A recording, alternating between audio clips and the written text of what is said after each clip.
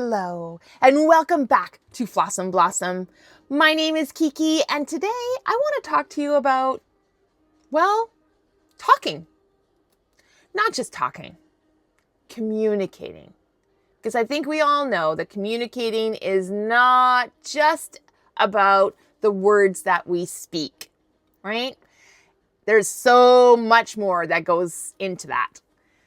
And I want to tell you a story because I've been thinking about this. Right? I heard a song the other day that made me think of a person from my past, and I want to share the story with you. So in my 20s, I was like many Canadians. I packed up my backpack and I went traveling. Now, I went by myself. So that meant I needed to make a decision about where I was going. And to be honest, I was very insecure in my 20s, and Europe was out for me. Because at that time, my German language skills were nicht schlecht, aber nicht gut. And my French was comme ci, comme ça. So I felt that it was important for me, traveling by myself, to take some of the anxiety away, that I would travel to an English-speaking area, which is why I chose Australia. That's not the only reason. I mean, I was working in the travel industry, and I used to work in South Pacific travel. So it was a natural choice, but it really did. That language factor was a factor. So I went for a year, and I met all sorts of people, because even though I was going to an English-speaking country, so were many other backpackers. I met a beautiful woman named Karen from Sweden whose English was actually quite amazing, like really, really good.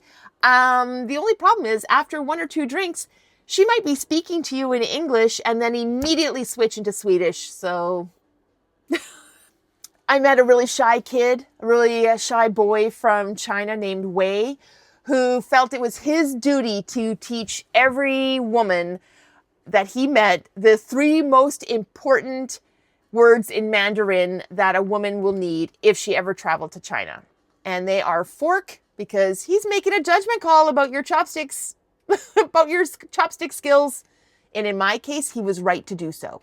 Not now, though. I've improved. But he taught me fork, phone. Yes, very important. Need to phone for help. And fuck off, because who doesn't need to know that in every language available to them? But that's not the person I was thinking of. I heard a song the other day, and it reminded me of a Japanese woman that I had met while I was working at a backpacker farm stay in Australia.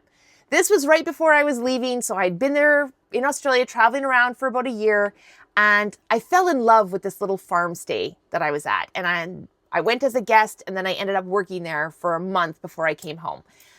And this really cute Japanese couple came to stay at the farm during my working time there. And they came for 1 whole week.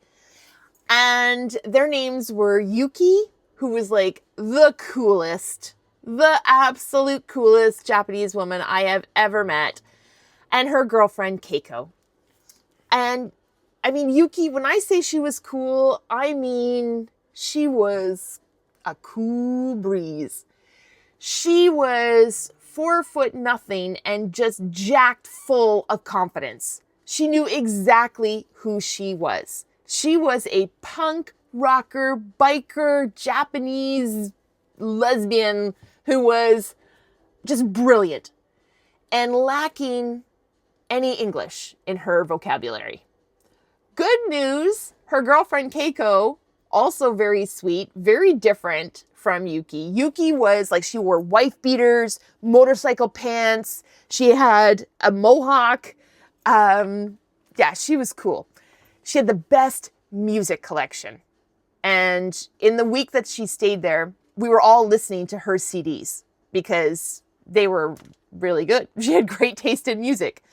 I don't know if she was a DJ, but she could have been a DJ. She burned a few CDs and they were all like, anyway, I'm getting away from the story. She was cool. She had great music. She had no English. But her girlfriend, Keiko, who was a very demure, very hyper feminine Japanese girl, she actually could speak English very, very well. And so in their week that they were staying there, Keiko was the interpreter, but we all tried to include Yuki in our conversations because, you know, that's rude if we're all speaking English, various levels of broken English. It's important to include everybody, right? To make eye contact and include them, make them feel included. And it was really like we were all talking at the end of the evening while we were listening to Yuki's music. They stayed for a week. On the day that they were leaving, I caught Yuki by herself in the dining room, and I just took that opportunity to talk to her by myself in English without Keiko there to interpret. So I just started by pointing to the stereo and just saying, like, Yuki, I'm really going to miss your music. I pointed to the stereo and I was like, you know, doing air guitar, doing drumming and like dancing and telling her like, you know, I don't know how to do this. I love your music. Love the taste in music. I'm going to miss this music. And I'm trying my very best to speak slowly in case she hopefully understood my English. But mostly I am communicating with my face, with earnestness in my expression, and some sort of wild interpretive dance as I'm pointing to things and doing my air guitar and all that other stuff. I'm speaking to her for like a minute, maybe 2 minutes, when Keiko walks into the room. And I can see Yuki getting mad. I can see her annoyed at me, even as I'm talking, even as I'm doing my craziness. And Keiko comes in and she takes one look at Yuki, and Yuki just looks at her and fires off a bunch of Japanese and then looks at me, and she's like looking at me and she's talking and she's speaking very, very rapidly. And then she's like mimicking me, like doing my interpretive dance. And in the middle of this, and I could see that Keiko's sort of like, ooh, and I could see that hamster wheel up there going like, ooh, I'm going to have to translate the rant, but maybe I shouldn't say it as like ranty as that. I could see all of this happening, and I just burst out laughing. And as Keiko tries to begin her interpretation, I say, don't bother. Don't bother, because guess what? Even though I don't speak a single word of Japanese and I did not understand anything that was coming out of her mouth, I absolutely knew exactly what she was trying to tell me by her facial expression and her body language and the mimicking of me. And I pretty much say this to Keiko, and I say, like, I know what she's talking about. She's super annoyed. She cannot believe that I am insisting on speaking English to her, even though I know she doesn't understand me. She cannot believe that I am going on and on about the music when I have said this twice, at least, during the week about how good her music is, and in particular this one CD that had like really great tunes on it. And I basically say this to Keiko. I'm like, she's annoyed. She's annoyed at me for trying to do this. She can't believe what I'm doing. She thinks I'm being ridiculous, and she would rather I leave. And I had made oatmeal earlier that morning, and when I caught Yuki by herself in the dining room, she'd had a couple spoonfuls of the oatmeal. And in her rant to me, she pointed at the oatmeal. And then I don't know what, like, I'm not exactly sure what she said, but even I knew I tasted that oatmeal. I oversalted it. So I'm pretty sure there was a comment about that. Guess what? I was right. So in thinking back on that story, I didn't understand a single Japanese word that Yuki said. And yet I understood exactly what she meant. And that got me wondering, if context can help me understand someone speaking a language that I do not know, how much more important is context when we are trying to understand words that were written thousands of years ago? Which brings me to Babel. I've always found that story in the Bible very interesting, right? And I know that we tend to focus on the different languages there. But isn't it interesting that for all of these years, that humanity has never stopped trying to communicate despite our language differences? We point. We draw, we gesture, sometimes that looks like interpretive dancing, and we invent translators, we borrow words, we do make efforts to learn each other's languages. It is almost like understanding each other is something deeply human when we're open to it. And maybe that is why context really does matter, right? Not just in my Australia story, not just in the Tower of Babel story, but every time we open up our Bibles.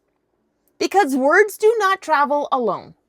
They bring culture, history, humor, idioms, like people, layers of meaning through layers of language. It's a bit like a garden, actually. Over the century, layers have accumulated.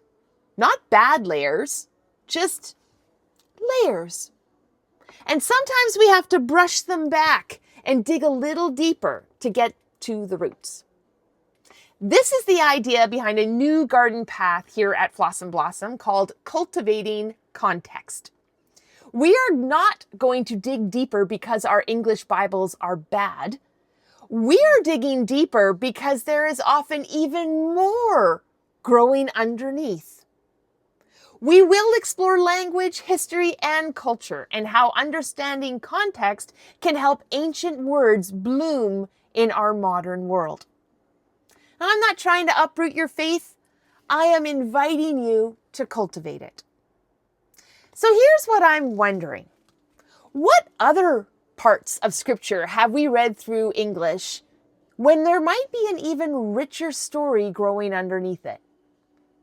I'm excited to dig into these questions with you as this series continues. If you would like to wander down this garden path with me, then hit that like button, hit that subscribe button, and join the garden for some wonder, wisdom, and whimsy. Whatever you do today, my darling dahlias, mes petits choux, my precious petals, I hope that you live your life in full-on Fl'Awesome Blossom. You'll see me next time.